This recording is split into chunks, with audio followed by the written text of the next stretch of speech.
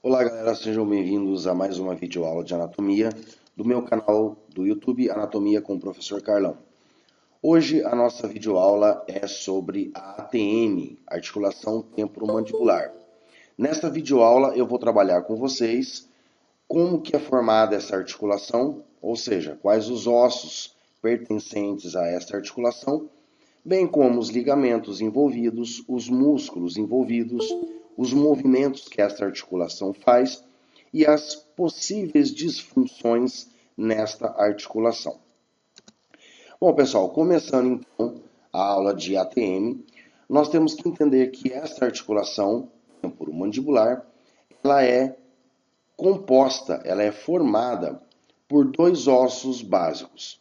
O primeiro osso que nós temos é o osso temporal, aonde nós temos uma depressão no osso temporal chamada fossa mandibular, e o segundo osso é a própria mandíbula, mais precisamente a cabeça da mandíbula.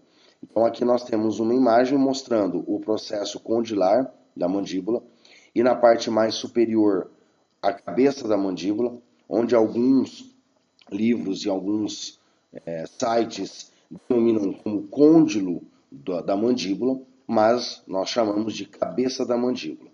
Então, precisamente, o que vai acontecer? A cabeça da mandíbula ela se encaixa na fossa mandibular do osso temporal. Mas, para que isso aconteça, é necessário não somente esses dois ossos se articulando, mas também outras estruturas presentes nessa articulação. A primeira estrutura que nós vamos ter, que eu vou mostrar no slide posterior, é uma cápsula articular que prende a cabeça da mandíbula na fossa mandibular. Esta cápsula articular forma, então, propriamente dito, a articulação temporomandibular. Além disso, entre a cabeça da mandíbula e a fossa mandibular, existe uma estrutura fibrocartilaginosa que é chamada disco articular, que fica entre, então, esses dois ossos, para fazer duas funções. Primeiro, amortecer o impacto de todos os movimentos realizados pela mandíbula, e em segundo, para normalizar então as estruturas, igualar as estruturas entre a cabeça da mandíbula e a fossa mandibular. Depois, além de termos então esta cápsula articular, o disco articular entre os dois ossos, existem três ligamentos que são conectados nesta articulação que aumentam então a resistência da união desses dois ossos.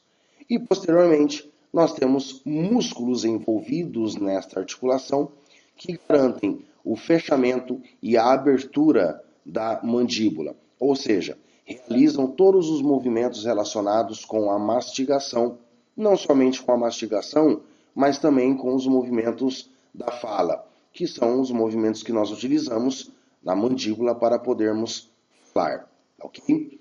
Então aqui eu deixei escrito para vocês poderem anotar. Então a articulação ela é formada pela cabeça da mandíbula, juntamente com a fossa mandibular do osso temporal. Ela é classificada como uma articulação sinovial. Isto significa que ela apresenta uma cápsula articular, internamente apresenta um espaço, que é chamado de cavidade articular, preenchida por um líquido chamado líquido sinovial. Então, por isso nós chamamos de articulação sinovial. Classificando quanto ao tipo da articulação, ela é classificada como uma articulação condilar. Por quê? Porque uma das estruturas ósseas é em formato de côndilo. É por isso que eu comentei no início da aula que alguns livros, alguns sites de anatomia qualificados, denominam a cabeça da mandíbula como côndilo da mandíbula. Além disso, existem três ligamentos que são chamados esfenomandibular, temporomandibular e estilomandibular, que nós veremos no slide seguinte. Nós temos então a cartilagem articular, que fica entre os dois ossos, que é o disco articular, ainda assim revestindo tanto a cabeça da mandíbula quanto a fossa mandibular, existe uma fina camada de cartilagem, que é a cartilagem hialina, chamada cartilagem articular. Então aqui nesta imagem, pessoal, nós conseguimos visualizar a articulação da mandíbula com o osso temporal, né?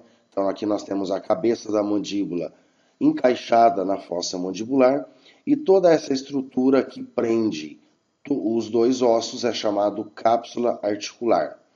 E aí agora nós vamos visualizar os ligamentos. Vejam, esta imagem é uma imagem na vista lateral, ou seja, estou vendo a parte lateral da cabeça. E aqui é uma imagem numa vista interna, medial. Tá?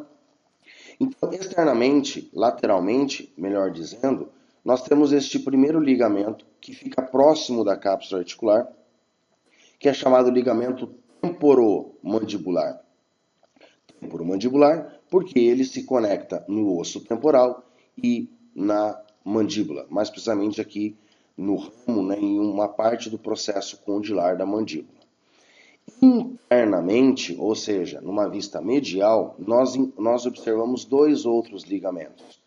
Nós observamos o ligamento estilomandibular, que é um ligamento que se prende no processo estiloide, né, do osso temporal e se prende na parte interna do ângulo da mandíbula.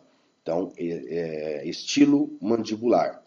E um outro ligamento chamado esfenomandibular, que se prende no processo pterigoide, né, mais precisamente do osso esfenoide, e se prende na parte interna do ramo da mandíbula. Então, nesta imagem da direita aqui, nós conseguimos visualizar melhor esses dois ligamentos. O esfenomandibular, que sai do osso esfenoide para a mandíbula, se prendendo na parte interna do ramo da mandíbula, e o ligamento estilomandibular, que se prende no processo estiloide e na face interna do ângulo da mandíbula. Então, esses são os três ligamentos envolvidos com a articulação temporomandibular. Esses ligamentos eles têm funções de, primeiro, limitar os movimentos realizados pela mandíbula, tá? Tanto movimentos lateralizados, que é o caso, né, mais precisamente do ligamento temporomandibular, né, e também os outros ligamentos acabam ajudando, né, a limitar esse movimento lateral, como também limitar os movimentos de abertura da mandíbula, que são chamados de abaixamento da mandíbula. Né? Então, tanto o esfenomandibular quanto o estilomandibular, eles limitam a abertura da mandíbula. Isso já justamente para evitar que os movimentos sejam feitos de uma maneira exagerada. Tanto movimentos de lateralidade quanto movimentos de abaixamento da mandíbula, que é a abertura da mandíbula. Tudo bem? Aqui nós temos duas imagens reais, tá, desses ligamentos. Então aqui nesta imagem superior nós estamos vendo uma imagem interna, uma imagem medial, que é do ligamento esfenomandibular, tá, que sai aqui do osso esfenoide e se prende na face interna do ramo da mandíbula. E este outro aqui nessa imagem inferior, nós temos o ligamento estilomandibular, que se prende no processo estiloide e depois na face interna do ângulo da mandíbula. Tá ok? Então esses são dois ligamentos que a gente consegue visualizar de uma maneira bem legal aí, tá? Já numa imagem real. Tudo bem? Além disso, né, nós temos aqui uma representação demonstrando então o disco articular, que é aquela estrutura de fibrocartilagem, né, que eu falei que fica entre os dois ossos. Ele fica entre a cabeça da mandíbula e entre a fossa mandibular. Então, este disco articular, ele vai apresentar, como eu já falei, duas funções. Primeiro, igualar as superfícies, fazer com que as duas superfícies fiquem de uma maneira meio que plana, né, igualada. E a segunda função, a mais importante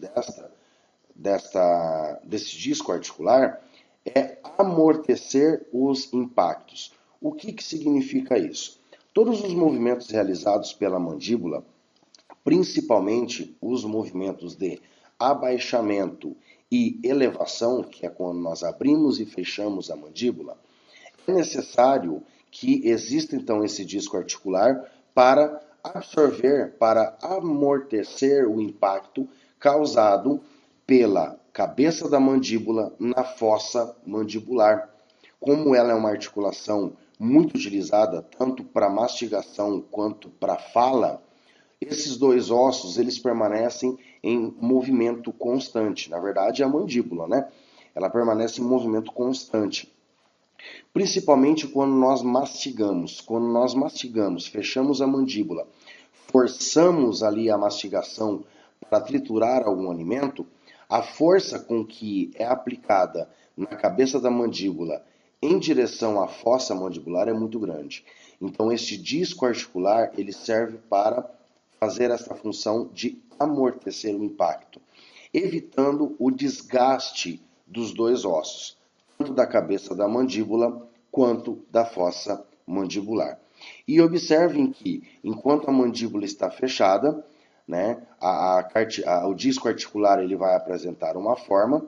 Quando você começa a abrir a mandíbula, levemente, né, um movimento de leve abertura, ela vai pressionando o disco articular, e quando você tem a abertura plena, completa da mandíbula, o disco articular ele fica totalmente na horizontal, ele fica totalmente comprimido. Então aí nós vemos a importância deste disco articular. E nesta imagem nós temos uma imagem real do disco articular, que é esta estrutura aqui, ó, que eu estou passando o mouse, tá? Então aqui nós temos o disco articular, aqui em cima a fossa mandibular, na parte inferior a cabeça da mandíbula e no meio o disco articular. Aqui esse disco articular está normal, porque a mandíbula está em fechamento normal, e aqui a abertura da mandíbula pressiona o disco articular. Então nós vemos que o disco articular, na abertura completa da mandíbula, ele é pressionado. Então aí ele está exercendo realmente a sua função de amortecimento.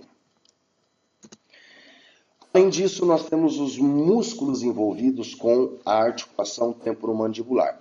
Então, esses músculos são músculos que realizam movimentos tanto de abertura da mandíbula, quanto de fechamento da mandíbula, como movimentos anteriores, ou seja, levar, né, movimentar a mandíbula para frente, e movimentos posteriores, que é trazer a mandíbula para trás, e movimentos lateralizados. Porque nós temos que entender que, no movimento de mastigação, a mandíbula não faz somente movimentos de abertura e fechamento. Abre e fecha.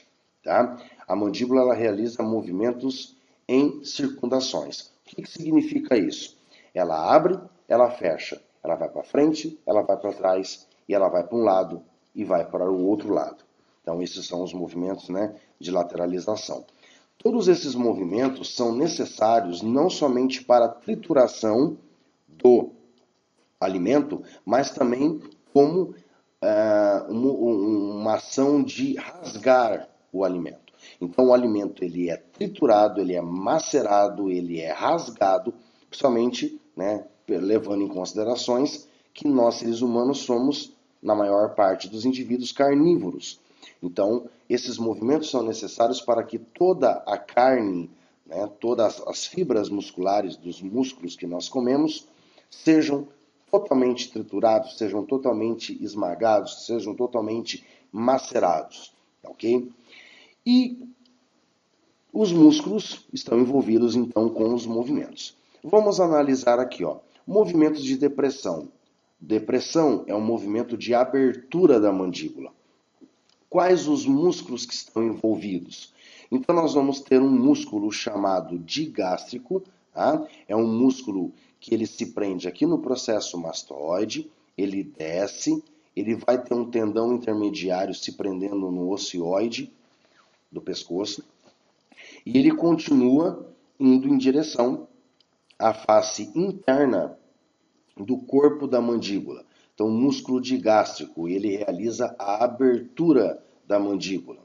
Depois nós temos um outro músculo que é chamado miloioide, que é um músculo que ele fica abaixo da língua, né? Mais precisamente fechando toda a abertura inferior da mandíbula. Então ele fica abaixo da língua e ele é um músculo que também auxilia na abertura da mandíbula, ok? Nós temos um outro músculo chamado genioide, que é este músculo, tá? É um outro músculo que fica anterior, que ele se prende aqui no processo gênio, né? Aqui da face interna do corpo da mandíbula, e se prende também aqui no ocioide. Então, é um músculo chamado genioide, ok? Que abre também a mandíbula. E depois nós temos, por último, um outro músculo chamado pterigoide lateral, que eu vou mostrar numa outra imagem. Os músculos envolvidos com a elevação, ou seja, o fechamento da mandíbula. Então nós temos o músculo masseter, que é este músculo lateral da mandíbula, que se prende no arco zigomático e se prende no ângulo da mandíbula, né, numa vista lateral, ou seja, externamente a mandíbula. Nós temos um outro músculo chamado pterigoide medial, que eu vou mostrar no próximo slide, e o feixe anterior do músculo temporal. Tá? Então aqui nós temos o músculo temporal, ele é formado por um feixe anterior e um feixe posterior. Então o feixe anterior está relacionado com o fechamento da mandíbula. Aqui nós temos, né, uma parte do músculo digástrico, aqui nós temos o músculo miloioide, e internamente, né, ou seja, como se nós visualizássemos a boca embaixo da língua, mas por dentro, nós temos esses dois músculos chamados, genioide, tá? Esses dois músculos aqui, ó, eles se prendem então na face interna do corpo da mandíbula e no osso hioide, nem auxiliam na abertura. Né? Então, só mostrando os músculos para vocês. E aqui nós temos, né, os dois músculos, ó, o músculo pterigoide lateral, que é mais horizontal, e o pterigoide medial. Tá? Esses dois músculos são chamados de pterigoides porque eles se prendem no processo pterigoide do osso esfenoide. Tá? Então aqui nós temos o pterigoide lateral e aqui este maior, né, um pouco mais largo e num sentido oblíquo, é o pterigoide medial. Então vamos entender. Movimentos de protusão. O que é movimento de protusão? É um movimento que a mandíbula faz para frente. Tá?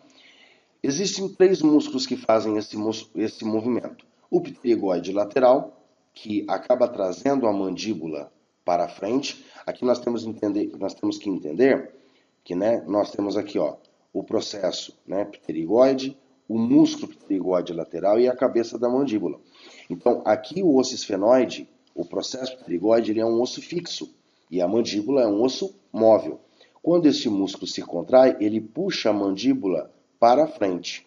Tá? Então, esse movimento é chamado protrusão. Além disso, esse músculo pterigoide lateral realiza movimentos de lateralidade, levando a mandíbula tanto para a lateral direita quanto para a lateral esquerda. Então, eles fazem esses movimentos de lateralidade. O próprio feixe anterior do músculo temporal também puxa a mandíbula para frente. Então, além dele fechar a mandíbula, ele leva a mandíbula para frente. E a parte mais anterior do masseter. Vamos voltar à imagem um pouquinho e entender então que este músculo masseter, olha o sentido das fibras, né? Ele se prende anteriormente no arco zigomático e posteriormente no ângulo da mandíbula. Então, além dele fechar a mandíbula, ele puxa a mandíbula para frente. Tá? Movimentos de retração. São movimentos onde a mandíbula é levada para trás. O único músculo que faz este movimento é o feixe posterior do músculo temporal. Se nós visualizarmos esta imagem aqui do músculo temporal, nós temos o feixe mais anterior e o feixe mais posterior. Todo o músculo temporal ele se prende no processo coronoide da mandíbula. Tá? E o que acontece? Esse feixe mais posterior, ele puxa esse processo aqui da mandíbula, ele puxa toda a mandíbula para trás. Então esse movimento é chamado retração. Tá? Em alguns livros, né, mais especialmente no Atlas Sobota, ele traz como retrução. Retrução ou retração é o mesmo movimento, que é um movimento que a mandíbula faz para trás. Ok? E os movimentos de lateralização são realizados pura e exclusivamente pelo músculo pterigoide lateral. O próprio nome dele já diz, pterigoide lateral, né, está relacionado com a lateralização, movimentos de lateralidade. Este músculo pterigoide medial, ele faz dois movimentos. Primeiro, elevação da mandíbula, ou seja, ele auxilia no fechamento da mandíbula, e como o sentido das fibras musculares dele se assemelha com o músculo masseter, né, de frente para trás, ele também faz movimentos de protrusão. Então ele também acaba levando a mandíbula para frente. Ok? Então esses são os músculos envolvidos com a ATM e os movimentos realizados pela ATM. Bom, pessoal, em relação às disfunções que podem acontecer nesta articulação, nós temos aí os dentes desalinhados, a má postura cervical, o estresse e ranger de dentes, que é chamado de bruxismo, a falta de sono pelo incômodo da mandíbula, né, da posição incorreta dos dentes, devido à posição incorreta da mandíbula, então acaba causando uma falta de sono por um incômodo, por uma dor de cabeça. Causa uma má alimentação, porque o indivíduo ele não consegue mastigar corretamente os alimentos, tanto pela má mastigação, pela incorreta mastigação, mas também pela dor que pode surgir com a disfunção desta articulação.